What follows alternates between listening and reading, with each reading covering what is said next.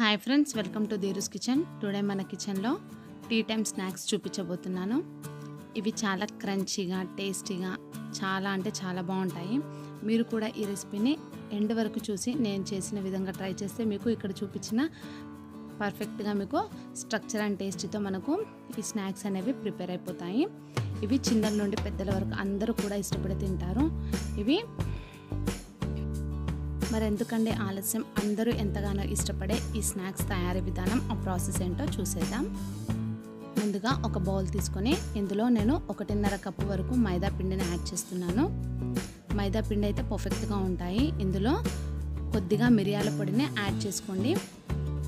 అలాగే రుచికి సరిపడా సాల్ట్, కొద్దిగా వాములు కూడా యాడ్ చేసుకొని కొద్దిగా ఆయిల్ని వేసి బాగా మిక్స్ చేసుకోండి. మనం వేసుకున్న ఇంగ్రీడియంట్స్ అన్నీ పూర్తిగా పిండిలో కలిసే విధంగా బాగా ఒకసారి మిక్స్ చేసుకోవాలి.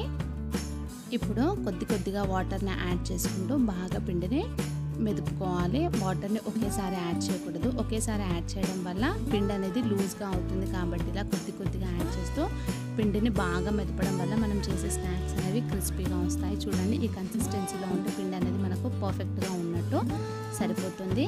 ఇప్పుడు దీనిపైన కొద్దిగా ఆయిల్ని వేసి పిండి మొత్తానికి అప్లై చేసుకొని ఒకసారి బాగా కలిపి మూత పెట్టుకొని ఒక 15 నిమిషాల పాటు పిండిని సెట్ అవనివ్వాలి. 15 నిమిషాల తర్వాత మూత తెరిచి మరొకసారి బాగా పిండిని మెదుపుకొని మనము చపాతీకి ఉల్లలను ఏ విధంగా ప్రిపేర్ చేసుకుంటామో పిండి మొత్తాన్ని కూడా అలా చిన్న ఉండల్లాగా మనము ప్రిపేర్ చేసుకోవాలి. చపాతీ ఉండల్లాగా ఇలా అన్నింటిని ప్రిపేర్ చేసిన తర్వాత ఒక్కొక్కటిని ఇలా చేతుల మధ్యలో పెట్టుకొని బాగా మెదుపుతూ మనము చపాతీ ఉల్లలను రౌండ్గా ప్రిపేర్ చేసుకొని పెట్టుకోవాలి. ఇప్పుడు ఒక్కొక్క దాన్ని పిండిలో 2 వైపులా కూడా డిప్ చేసుకొని చపాతీ కర్రతో వీటిని బాగా తాళాలి.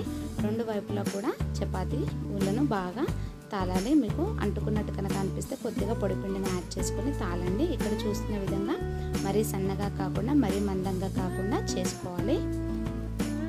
ఇప్పుడు గిరకతో మీకు నచ్చిన షేపుల్లో ఈ పిండి మొత్తాన్ని కట్ చేసుకోండి. నేను ఇక్కడ డైమండ్ షేపుల్లో కట్ చేస్తున్నాను. ఎందుకంటే మా పిల్లలు డైమండ్ షేప్లో చాలా ఇష్టపడతారు కాబట్టి ఆ షేపుల్లోనే నేను కట్ చేశాను. అన్నింటిని కూడా ఒక ప్లేట్లోకి వేసుకోవాలి. మిగిలిన పిండిని కూడా ఇలాగే ప్రిపేర్ చేసి రెడీగా పక్కన పెట్టుకోవాలి.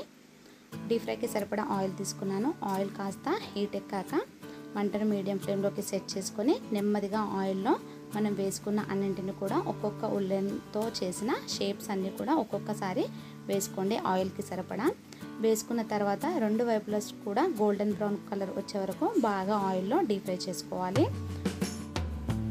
చూడండి, 2 వైపులా కూడా గోల్డెన్ బ్రౌన్ కలర్ వచ్చిన తర్వాత ఆయిల్ నుండి నెమ్మదిగా తీసేసి ఒక ప్లేట్లోకి సర్వ్ అవుట్ చేసుకోవాలి. మిగిలిన షేప్స్ అన్నింటిని కూడా ఇలాగే మనము ఆయిల్లో డీప్ ఫ్రై చేసుకొని రెడీగా పక్కన తీసుకోవాలి. అంతే ఫ్రెండ్స్, వేడివేడిగా ఈవినింగ్ స్నాక్స్ రెడీ అయిపోయి వీటిని చిన్నల నుండి పెద్దల వరకు అందరూ కూడా ఎంతో ఇష్టంగా తింటారు. చాలా క్రంచీగా ఉంటాయి.